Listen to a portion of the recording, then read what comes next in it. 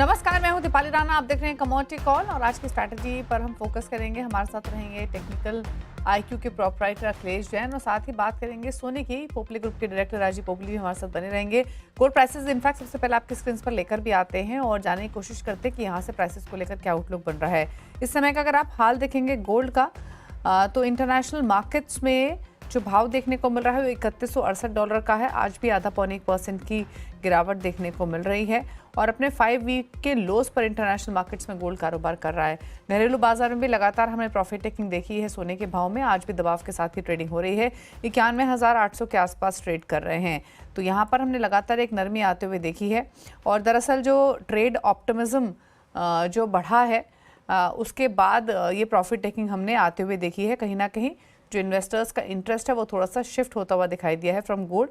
जो safe haven buying देखने को मिल रही थी वेरियस रीजंस की वजह से वो अब शायद नहीं दिखाई दे रही है और यही कारण है कि लगातार हमने थोड़ा प्रेशर देखा है पिछले 2-3 सत्रों में स्पेशली और इंटरनेशनल मार्केट्स में भी प्राइसेस नीचे की तरफ ही रहे हैं। यूएस चाइना टैरिफ में जो स्टीप रिडक्शन हुआ उससे कहीं ना कहीं एक करेक्शन ट्रिगर होती हुई दिखाई दी है गोल्ड में। अब यहाँ से भाव कहाँ जा रहे हैं, कहाँ बेस में बनेगा, कहाँ सपोर्ट मिलेगा, क्या राय है, इस पर करते हैं बातचीत। राजीव जी नमस्कार, स्वागत है आपका। तो पहले तो भाव पर ही बताइए आपकी राय क्या रहेगी। ये तो पहले से एंटिसिपेटेड था कि जब भी ट्रेड ऑप्टिमिज्म आना शुरू होगा तो एक करेक्शन आ सकती है क्योंकि तेज़ी से बढ़ा भी इतना था सोना। लेकिन सवाल ये है कि यहाँ से और कितना डाउनसाइड लाइकली देखने को मिल सकता है। क्या व्यू है प्राइसेस को लेकर? तो प्राइसेस अभी जैसे काफी लो हो गए हैं। इट्स अराउंड 91,800 जैसे आपने बताया। अब डॉलर के देखोगे 85-50 के हिसाब से gold internationally has gone lower. तो वो हिसाब से भी feel in fact gold can only go beyond this as 3200, not below 3100 as a resistance. तो इफेक्टिव प्राइस जो इंडिया में होती है वो 91-92,000 के हिसाब से ही होनी चाहिए। एट द सेम टाइम जो कंज्यूमर डिमांड देखते हैं हम, वो अभी हाल ही तो काफी स्लो है। बट एक बार कंसिस्टेंसी गोल्ड प्राइस में आती है तो कंज्यूमर डिमांड वापस पिकअप हो सकती है। That is how we feel consumer is more concern in a stable price than a fluctuating price. Okay अच्छा, एक चीज़ और बताइए राजीव जी, इस समय डिमांड कैसे दिखाई दे रही है? ये पिछले 2-3 दिन के करेक्शन में कुछ फुटफॉल्स हैं या फिर कुछ इंक्वायरीज है वो बढ़ती हुई दिखाई दी हैं क्या?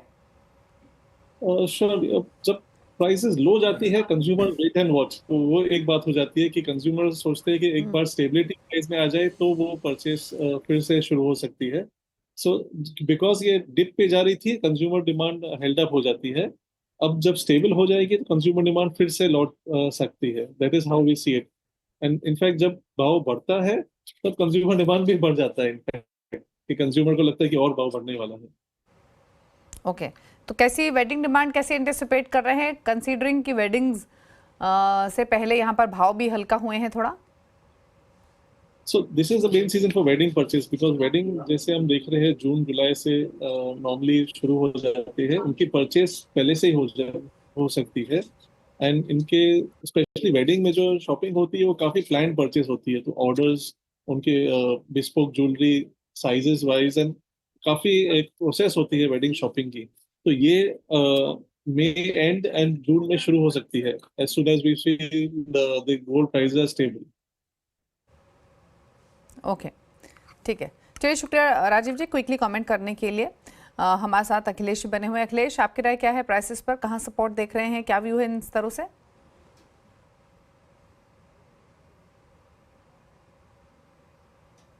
अखिलेश अनम्यूट करके अपनी बात कहिए प्लीज।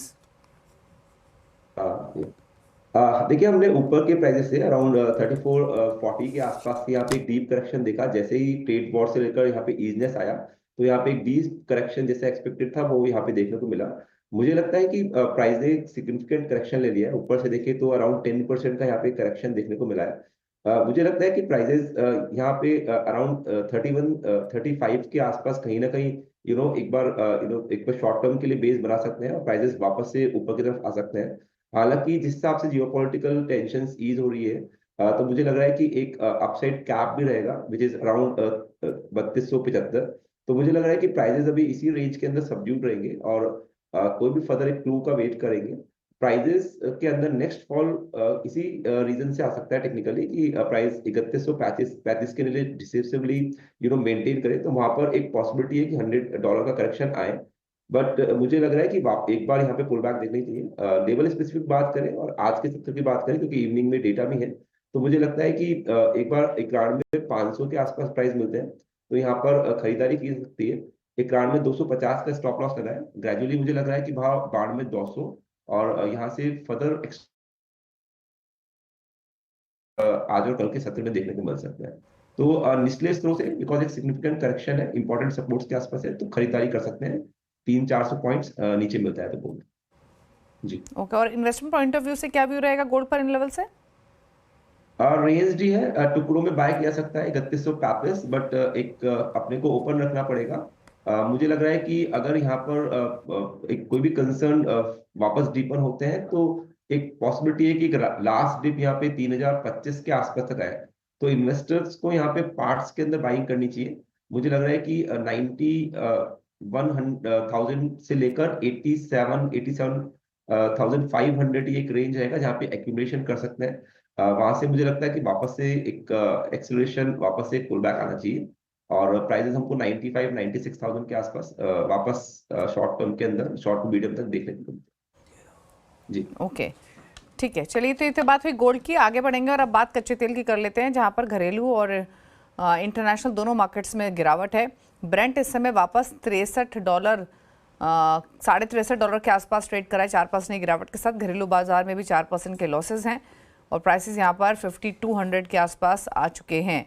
अगर हम इस गिरावट के पीछे की वजह देखें तो यूएस ईरान न्यूक्लियर डील को लेकर जो होप्स इंक्रीज हुई हैं उसके कारण ये गिरावट देखने को मिली है, क्योंकि US president Donald Trump middle east की ट्रिप पर हैं और कोई डील ईरान के साथ हो सकती है, न्यूक्लियर डील, और इसी एसोसिएशन की वजह से एक्सपेक्टेशंस हैं कि प्राइसेस में शायद और नरमी यहाँ से देखने को मिले। अब कैसे देखते हैं आप इन डेवलपमेंट्स को अखिलेश, और क्या व्यू है आपका प्राइसेस पर, कच्चे तेल पर? देखिए, अगेन यहाँ पे जियोपॉलिटिकल टेंशंस ईज हुई है। यहाँ पे जिस कारण से एक दो दिन से हमको खासा प्रेशर देखना मिल रहा है। अगर इमीडिएटली शॉर्ट टर्म की बात करें तो यस, यहाँ पे एक बार प्रेशर रह सकता है। ट्रेड वॉर से रिलेटेड जो ईजनेस आई थी, उसका एक अच्छा खासा एक पुल बैक भी देखने को मिला था, बट मुझे लग रहा है कि ये जो ईजनेस आई है, इसको मार्केट वेट करेगा। जो भी लाइक अभी ऑनगोइंग ईरान एंड यूएस के बीच में डील हो रहा है, या यूक्रेन एंड रशिया के बीच में जो कॉन्फ्लिक्ट्स थे वो सेटल हो रहे हैं, तो यहाँ पर थोड़ा सा प्रेशर बिल्डअप रह सकता है। ओवरऑल डिमांड प्रोस्पेक्ट की बात करें या सप्लाई की बात करें, तो यहाँ पर भी क्रूड के अंदर थोड़ा कंसर्न है। कुशन से ऊपर आने का, बट ओवरऑल जो मुझे लग रहा है ट्रेंड वाइज प्रेशराइज्ड ही रहना चाहिए क्रूड। ट्रेड स्पेसिफिक बात करें तो उछाले में बेचने का रिकमेंडेशन है। 52, 65, 80 तक आता है इस रेंज में, तो आप इंटरडे के लिए भी सेल कर सकते हैं। 5305 का ऐसा लगा सकते हैं। ग्रेजुअली मुझे लग रहा है कि जो प्राइजेस है वो 5050 के आसपास तक एक दो सत्र के अंदर देखे जा सकते हैं। तो 7 राइज का रिकमेंडेशन है क्रूड के लिए। जी ओके, चलिए, रुक रहे हैं एक ब्रेक के लिए। ब्रेक के उस पार अखिलेश के ट्रेडिंग कॉल्स तो बताएंगे ही, साथ ही लेंगे आपकी कोई क्वेरीज भी। जल्द वापस आते हैं छोटे से ब्रेक के बाद।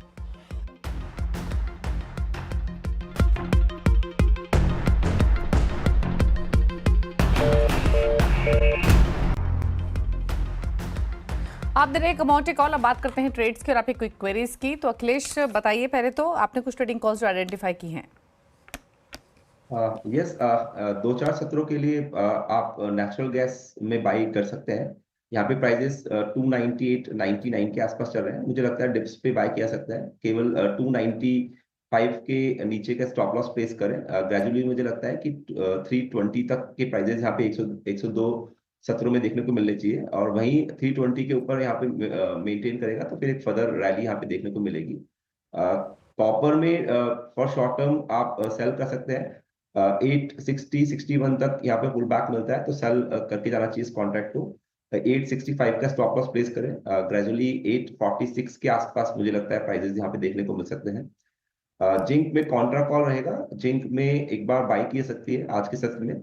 डिप्स पे आप बाय करें। इसका स्टॉप लॉस अराउंड 257.25 के आसपास मिलता है, तो बाय करें। 256.50 का ऐसा लगाए। प्राइजेस यहाँ पे 259.60 से लेकर 262 तक यहाँ पे देखने को मिल सकती है। तो इन तीन नॉन एग्री कमोडिटीज के अंदर इस तरह से चला है। वहीं एग्री कमोडिटीज की बात करें तो जीरा मुझे लगता है कि एक बार यहाँ पे 22,150 के ऊपर एक अच्छा बाइंग यहाँ पे देखने को मिल सकती है। 21,800 के नीचे का स्टॉप लॉस प्लेस करें। ग्रेजुअली जो प्राइजेस हैं 23,800 एंड देन फर्दर एक्सटेंड कर सकते हैं। ये जो मैं एग्री कॉन्ट्रैक्ट्स की बात कर रहा हूँ ये नेक्स्ट मंथ की बात कर रहा हूँ जी। ओके, चलिए बात करते हैं कुछ क्वेरीज की। और गोल्ड पर एक सवाल है, जीतन राय ने भेजा है मैंगलुरु से। 92,000 के प्राइस पर एक लॉट लिया हुआ है, क्या करें? एग्जिस्टिंग पोजीशन में निकल जाए या होल्ड रखें? थोड़ा वेट कर सकते हैं, यहाँ पर थोड़ा सा डाइसी है। यहाँ पे अगर स्पेसिफिकली ट्रेडिंग के हिसाब से अगर काम किया कर रहे हैं आप, तो मुझे लगता है कि यहाँ पे 200-300 पॉइंट की बढ़त पे एक बार एग्जिट कर लेना चाहिए। और प्राइजेस इक्रान में 400-500 के रेंज के आसपास आते हैं, तो वहां पर वापस से एक बार बाय कर सकते हैं आप। बिकॉज रिस्क रिवॉर्ड्स के हिसाब से अभी ट्रेड्स अनफेवरेबल है। नीचे पे ही बाय करना चाहिए और स्टॉप लॉस इक्रान में 250 का रखें एंड देन फिर इस पोजीशन को आप कैरी करें जी। राहिल रोशन ने सवाल भेजा है झुंझुनू राजस्थान से। सिल्वर पर क्या सिल्वर 1 लाख रुपए प्रति किलो पार करेगा? अगर हाँ तो कब तक एक्सपेक्ट करें टारगेट्स, बताइए। अभी अगेन डाइसी है इतना फोरकास्ट करना, क्योंकि काफी अनसर्टेन एनवायरनमेंट है और काफी जैसे जो कन्फ्लिक्ट्स थे, वॉर कंडीशंस थी, वो भी फिसल आउट होते देखने को मिल रही है। और 90 डेज के लिए जिस हिसाब से यहाँ पे कुशनिंग मिली है, तो मुझे नहीं लगता कि इमीडिएटली शॉर्ट टर्म के अंदर इस तरह के लेवल्स वापस से आना चाहिए। मुझे लगता है कॉमेक्स 33.10 जब तक वीकली बेसिस पे क्लोज नहीं करता, तो चांदी में फर्दर रैलीज आना थोड़ा सा डाइसी है। तो अभी ऐसा नहीं लग रहा नेक्स्ट 90 डेज के लिए 33.10 के ऊपर क्लोजिंग्स करेंगे तो ही मुझे लगता है कि कोई फ्रेश ब्रेकआउट्स यहाँ पे देखने को मिलेंगे। Until less prices again subdued रहेंगे और 2-3 हजार पॉइंट्स के बोथ साइड मूवमेंट्स यहाँ पे देखने को मिल सकते हैं जी। ओके, क्रूड पर सवाल है अतुल्य सिंह का मुंबई से। 4,900 के भाव पर एक लॉट खरीदा है, कब एग्जिट करें या होल्ड रखें? एग्जिट किया जा सकता है यहाँ पर अराउंड 60-70 पॉइंट का भी उछाला मिलता है, तो एक बार एग्जिट करें एंड वेट एंड वॉच करें। कंडीशंस थोड़ी अनफेवरेबल हुई है, तो मुझे लगता है कि यहाँ पे एक डिप देखने को मिल सकता है और 150 से 200 पॉइंट यहाँ पे करेक्शन आता है, तो वापस से आप अपनी पोजिशंस को बिल्डअप करें।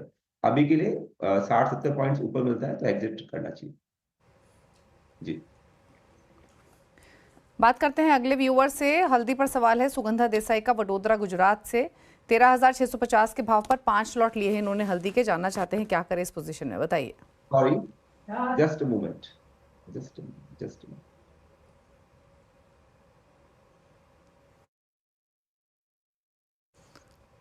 चलिए, तो टर्मरिक 14,670 के लेवल्स पर कारोबार करते हुए आधा % नीचे फिलहाल ट्रेड कर रहा है। और यहाँ पर हालांकि इनका खरीदारी का प्राइस है वो 13,650 का है, तो इस भाव से तो ऊपर ही है। ले मुनाफा या होल्ड रखें अखिलेश हल्दी में? होल्ड रखा जा सकता है। मैं एग्री कमोडिटीज जितने भी कॉन्ट्रैक्ट्स की बात कर रहा हूँ, नेक्स्ट कॉन्ट्रैक्ट्स की बात कर रहा हूँ, तो यहाँ पे होल्ड किया जा सकता है। 13,800 का स्टॉप लॉस रहेगा यहाँ पे नेक्स्ट कॉन्ट्रैक्ट का, और मुझे लगता है 14,800 तक के भाव देखने को मिलने चाहिए, तो होल्ड किया जा सकता है टर्मरिक को जी। रोहित सिंह का सवाल है सूरत राजस्थान से, कॉपर पर क्या कॉपर में निवेश करना इन स्तरों से सही रहेगा या कोई और बेस मेटल बेटर है नई पोजीशंस के हिसाब से? कॉपर काफी लुक्रेटिव लग रहा है फॉर लॉन्ग टर्म। यहाँ पे थोड़ा करेक्शंस का वेट करें, जैसे मैंने कहा कि 845 के आसपास तक के प्राइस मिलते हैं, तो वहां से फिर एक बार आप एक्यूमुलेशन चालू कर सकते हैं। बेस मेटल में कॉपर काफी अट्रैक्टिव है। जिंक भी आप एक्यूमुलेट कर सकते हैं। जिंक में भी मुझे लगता है कि यहाँ पे अप्रोक्सीमेट 6 से 7% अपसाइड का कुशन है, तो दोनों ही कॉन्ट्रैक्ट्स में आप निचले स्तरों पे बाइंग कर सकते हैं। ओके, चलिए, तो जिंक और कॉपर दोनों पर सलाह दी गई है। ऑन डिप्स लॉन्ग टर्म के हिसाब से बाय करने की सलाह है। थैंक यू अखिलेश में आने के लिए, सभी क्वेरीज को आंसर करने के साथ साथ अपने ट्रेड्स भी रेकमेंड करने के लिए। इसी के साथ कमोडिटी कॉल में तो इतना ही। ब्रेक के उस पार आप देखिए आवाज समाचार। नमस्कार।